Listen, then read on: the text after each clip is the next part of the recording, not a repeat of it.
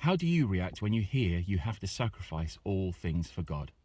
If you feel like a gospel amateur compared to Nephi, today we're looking at who the law of sacrifice is actually for, and it's not just the spiritual giants. Let's be honest, when you hear the phrase, the sacrifice of all things, does your heart sink a little, or maybe even a lot? It sounds massive, doesn't it? It sounds like something reserved for the Michael Jordans of the scriptures, the Abels, the Nephis, the martyrs. Meanwhile, most of us are just trying to get through our ministering lists.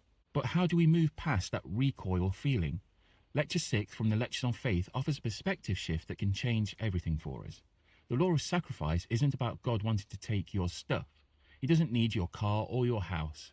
He wants to give you something you can't buy: certainty. Think about it. Who wants to live their life based on a supposition or a guess? When the spiritual storms hit, a maybe isn't enough to keep you upright. Lecture 6 teaches that for us to have saving faith, we need an actual knowledge that our life is aligned with God's will. And sacrifice is simply the mechanism that produces that knowledge. It's the down payment on spiritual assurance. When you give up something for the Lord, you aren't losing. You're trading a lower level comfort for a higher level peace. This isn't a mountain you have to climb in a day. It's a series of small intentional trades. If the idea of all things scares you today, take a breath. God is not a debt collector. He's a father trying to make you favored of heaven.